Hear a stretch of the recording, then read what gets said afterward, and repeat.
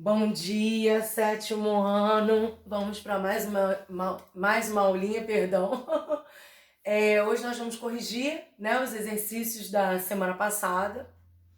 Lembrando que vocês vão receber também a correção em PDF junto com esse vídeo. Mas eu peço que vocês, para corrigirem agora, vocês abram o livro na página 60 para a gente poder começar a corrigir, tá bom? Porque o ideal da correção é ser diretamente no livro, né? Bom, então vamos lá. Investigue. Em uma experiência, Francisco Reg, cientista italiano, colocou em 8 frascos de vidro um pedaço de carne. 4 vidros tiveram sua abertura recoberta por um pedaço de gaze. Após alguns dias apareceram larvas de moscas nos vidros que não continham a gaze, recobrindo a abertura do frasco. Nos frascos protegidos com gaze, elas não apareceram. Que teoria está bem demonstrada nesta experiência? Explique o que aconteceu. A teoria da biogênese, né? Por quê? Porque comprova que quando o vidro está protegido por alguma coisa, você não tem o surgimento de micro-organismos, você não tem o surgimento de animais, né? De larvas, de nada disso. Só vão aparecer essas larvas e esses micro-organismos quando o frasco estiver aberto. Porque aí propicia o próprio ar, né? Eles estão no ar, eles podem entrar ali e se multiplicar. Então, ó, está bem demonstrada a teoria da biogênese está bem demonstrada nessa experiência que comprova que todo ser vivo é originado de outro pré-existente. Reg observou que em todos os frascos a carne entrara em decomposição, mas apenas nos abertos surgiram larvas de mosca. Logo deduziu que não era a carne em decomposição que originava o quê? As larvas, como aquela teoria anterior, lembra? Da biogênese que a gente viu na aula passada. Não é, né? Mas as próprias moscas que depositavam seus ovos na carne. Por isso que as larvas só apareceram nos recipientes que estavam o quê? Abertos. Onde as moscas conseguiram depositar ovos. Assim deduziu que a vida surge de outra pré-existente. Ou seja, era preciso que as moscas depositassem seus ovos para que as larvas se desenvolvessem. Uma coisa muito comum. A gente compra lá aquela carninha simpática, embalada a vácuo, coloca no freezer. Ninguém vai achar, pelo menos não é correto, encontrar o quê? Larva de mosca ali. Concordam? Ela está embalada a vácuo, está toda fechadinha. Mas se você abrir aquela carne e colocar para descongelar em cima da pia na cozinha, sem cobrir com nada, esquecer da vida, nossa, vai estar um nojo. Porque vai passar um tempo, vai ficar um nojo, porque as moscas vão depositar ovos ali. Entendeu? Se deixar então de um dia para o outro, meu Deus do céu, não tem condição. Né? Então, na realidade, só vai ter a presença da larva se o material em questão não tiver protegido. Se tiver protegido, não tem, porque a larva não nasce da carne podre. Né? A larva não surge daquela carne podre. E sim do que? De um outro ser já pré-existente. Né? A mosca, por exemplo, vai colocar os ovos e esses ovos vão dar origem à larva. No caso aqui do exemplo. Página 61. Exercite sua memória. Há pessoas que pensam que o bicho da goiaba nasce espontaneamente da goiaba. Qual teoria sobre a origem da vida tem explicação semelhante a essa? Teoria da abiogênese, porque a gente sabe que o bicho da goiaba, ele não vai nascer da goiaba, né? Ele não vai nascer da goiaba. Mas essa teoria aqui acredita nisso. Acredita que o bicho da goiaba vai nascer da goiaba, tá? Gente, eu não sei, provavelmente esse vídeo seja cortado em 1 ou 2 partes, tá bom? Porque para poder fazer vídeos menores, tá? Mas aí vão todos os vídeos, todas as partes de uma vez só, tá bom? Mas se vocês perceberem alguma interrupção, É só por isso. Fiquem tranquilos que continua no próximo vídeo. Aí eu vou colocar parte 1, parte 2, tudo direitinho. Vamos lá, então. 2. Desculpa aqui o 2 aqui, 2 vezes. É que esse meu laptop, ele tem probleminha. Ele às vezes não gosta de trabalhar, sabe? Ele é meio preguiçoso. Peraí, só um instantinho, gente. Pronto. Vamos lá, então. Para evitar a dengue, é importante que todos colaborem com a eliminação dos focos de água parada em garrafas, pneus, vasos, caixas, reservatórios de água, destampados e outros nos quais, olha o detalhe, destampados, e outros nos quais a fêmea do Aedes aegypti, mosquito que transmite a doença, põe seus ovos, dos quais nascem larvas que se tornarão mosquitos. Então veja bem, essas larvas não nascem da água. Se essa água tiver destampada, a fêmea do mosquito vai lá e deposita os ovos. E desses ovos, eles vão eclodir, né? Ou seja, abrir, e as larvas vão sair de dentro desses ovos. Que teoria está de acordo com a explicação sobre o surgimento do Aedes aegypti? A teoria da biogênese, novamente. Está de acordo, pois os novos mosquitos surgirão dos ovos depositados pela fêmea da mesma espécie.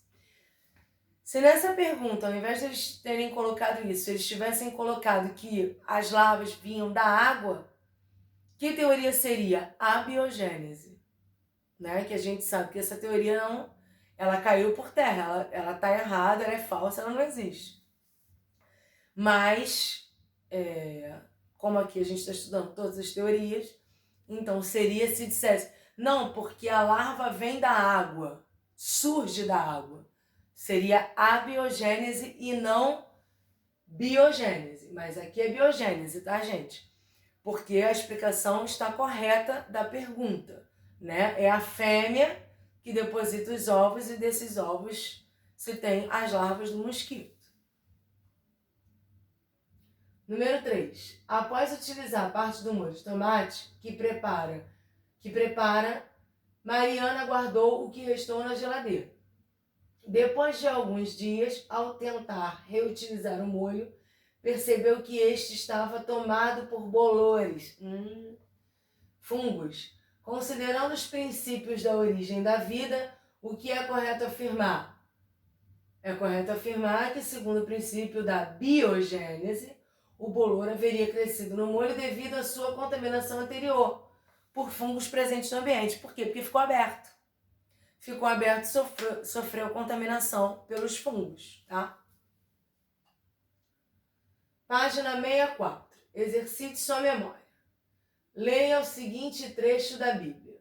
Porque os atributos invisíveis de Deus, assim o seu eterno poder, como também a sua própria divindade, claramente se reconhecem desde o princípio do mundo, sendo percebidos por meio das coisas que foram criadas. Romanos 1, eu não tenho muita intimidade com a Bíblia não, tá, gente? Então, se eu falar errado esse 1 para 20, eu não sei bem como é, honestamente. Não tenho muita intimidade, tá?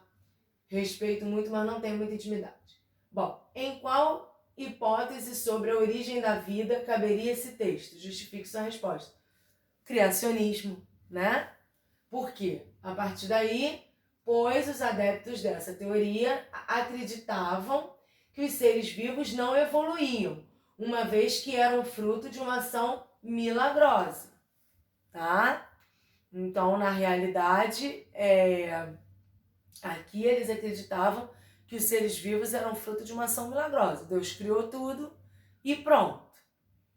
É uma outra teoria, eu acho que vocês lembram que eu comentei com vocês. Número 2. O padre Athanasius Kircher, 1627, olha quanto tempo, 1680, quanto tempo atrás, né? Dizia a seus alunos que do pó de cobra, quando espalhado pelo chão, nasceriam muitas cobras. Olha, isso aqui é pegadinha. O texto acima está defendendo qual hipótese sobre a origem da vida? Justifique sua resposta. Por que é pegadinha? Porque fala do padre, aí a gente associa logo aqui, criacionismo. Mas veja bem, ele falou que se ele espalhasse o pó da cobra, que iam nascer várias cobras. Olha que viagem, né? Então não é criacionismo isso. Ele não está falando que Deus criou. Ele está falando que do pó vem a cobra. E a gente sabe que não é. Né? Então, qual seria essa teoria? Teoria da geração espontânea ou a biogênese. Que foi a teoria que foi desmascarada e que todo mundo sabe que não é real. Alguns cientistas acreditavam que poderia surgir vida a partir da água, lama, lixo, sujeira e outros restos, ou seja, a vida surgiria a partir de substâncias inanimadas sob a ação de princípios ativos ou forças vitais. Número 3. Descreva a possível origem do primeiro ser vivo a partir dos gases da atmosfera primitiva. Bom, resposta. Experiências como a de Stanley Lloyd Miller demonstraram que a origem do primeiro ser vivo pode ter ocorrido, por meio de reações químicas a partir da interação dos gases. Gases se uniram e formaram o primeiro ser vivo, que na realidade não era considerado o ser vivo atual, tá? Na atmosfera primitiva, metano, amônia, gás carbônico, nitrogênio, hidrogênio e água, gerando as moléculas orgânicas como os aminoácidos, e assim possibilitando o surgimento de seres primordiais. Lembra dos coacervados? Que interagiam com o ambiente, mas na realidade ainda não era considerado um ser vivo. Ele foi o ser que deu origem aos seres vivos, por essa teoria, tá? Na realidade, como eu falei na aula passada, são teorias. Cada um vai acreditar naquela que mais achar convincente. Número 4. Colocou numa caixa uma camisa suja com muito suor e germe de trigo. Nossa, matéria orgânica aí, né? Germe de trigo, fora a camisa suja com suor. Por volta de 3 semanas depois, nasciam filhotes de camundongos. Ele provava assim que os camundongos tinham sido gerados espontaneamente e o suor humano teria sido o princípio ativo. Não, né, gente? Não é possível. Isso não existe, tá? Bom, mas vamos lá. De acordo com a citação do experimento acima, assinale a alternativa que cita o autor dessa experiência. É um monte, letra C. Página 65. Ciência prática. Número 1. Na figura ao lado, olha no livro, por favor, tá? Imagino que vocês estejam com o livro aberto aí. Na página 65, temos representado um aparelho projetado por Stanley Miller, no início da década de 1950. Por esse aparelho circulavam metano, amônia, vapor de água e hidrogênio, e em razão da energia fornecida por descarga elétrica, produtos de reações químicas como aminoácidos, carboidratos e ácidos graxos eram coletados no alçapão. Por meio desse experimento, Miller testou a hipótese de que na atmosfera primitiva, pela ação de raios. Qual foi a hipótese? Compostos orgânicos puderam se formar a partir de moléculas simples. A gente acabou de falar numa questão aí anterior. Página 66, número 2. Em certos locais, larvas de moscas criadas em arroz cozido são utilizadas como iscas para a pesca. Alguns criadores, no entanto, acreditam que essas larvas surgem espontaneamente do arroz cozido, tal como preconizado pela teoria da geração espontânea, que é a biogênese, é a mesma coisa, a biogênese. Essa teoria começou a ser refutada pelos cientistas ainda no século XVII, a partir dos estudos de Red e Pasteur, que mostraram experimentalmente que, letra C, o ser vivo é oriundo da reprodução de outro ser vivo pré-existente, ele não surge do nada, né? Através da experiência de Red e Pasteur, eles chegaram a essa conclusão, que é a teoria da biogênese. Número 3. Receita de Jean-Baptiste van Helmont, século... aqui é von, tá? Aqui, como sempre, esse laptop me apronta, gente. Olha que eu reviso muito, mas ele apronta. Colocar uma camisa suja de suor e um pouco de germe de trigo em um canto escuro e sossegado, o suor funciona como princípio ativo. E dentro de 21 dias, a partir da camisa e do trigo, nascerão vários camundongos. De novo, né? Essa questão está repetida. O texto acima exemplifica a teoria da abiogênese. Não está repetida não, está parecida. Número 4. O trecho a seguir foi escrito por um cientista do século XIX para descrever sua teoria a respeito da origem da vida. E embora seja fato, observado diariamente, que um número infinito de vermes é produzido em cadáveres e em vegetais em decomposição, eu me sinto tentado a acreditar que esses vermes são todos gerados por inseminação, reprodução sexuada, e que o material em putrefação no qual são encontrados não tem outra função senão servir de lugar para eles fazerem ninhos, onde depositam os ovos na época de reprodução e onde também encontram alimento. A teoria defendida por esse cientista é denominada biogênese. Por quê? Porque ele afirma que esses vermes não nascem da matéria em decomposição. E sim, na realidade, eles nasceram ali porque houve uma reprodução anteriormente sexuada e o depósito de ovos ali, e daqueles ovos saíram os vermes. Página 67, número 5. A figura seguinte, gente, é só dar uma olhadinha no livro aí, tá? Página 67, representa a experiência de Red. Red colocou dentro de recipientes substâncias orgânicas para que entrassem em decomposição. Um dos recipientes à esquerda foi coberto com uma gaze e o outro deixado descoberto. Ele demonstrou que as larvas da carne podre se desenvolveram de ovos de moscas e não da transformação da carne. Os resultados dessa experiência fortaleceram a teoria sobre a origem da vida, denominada biogênese. Teoria que é mais aceita atualmente pelos cientistas, tá? Pelos cientistas, né? Que normalmente não acreditam em Deus. Não estou falando que é a mais certa, não estou falando que é a única, não estou falando nada disso. Pelos cientistas é a mais aceita porque a maioria dos cientistas não acredita em Deus. Então, se a outra teoria da geração espontânea ou a biogênese não é aceita, a teoria aceita, mais aceita por eles é essa, tá? Biogênese, que é o quê? Eles sabem que o ser vivo vai ser originado a partir da reprodução ou de uma outra vida pré-existente, né? E nunca de uma coisa ali morta, de um objeto, por exemplo, de uma matéria orgânica, ele não vai surgir dali, tá bom? Número 6. Observe esta figura, tá no livro, tá, gente? Espero que vocês estejam acompanhando mais uma vez. É correto afirmar que a presença de lagartas em espigas de milho se deve ao desenvolvimento de ovos depositados por insetos, já que a espiga vai ter descoberto. 7.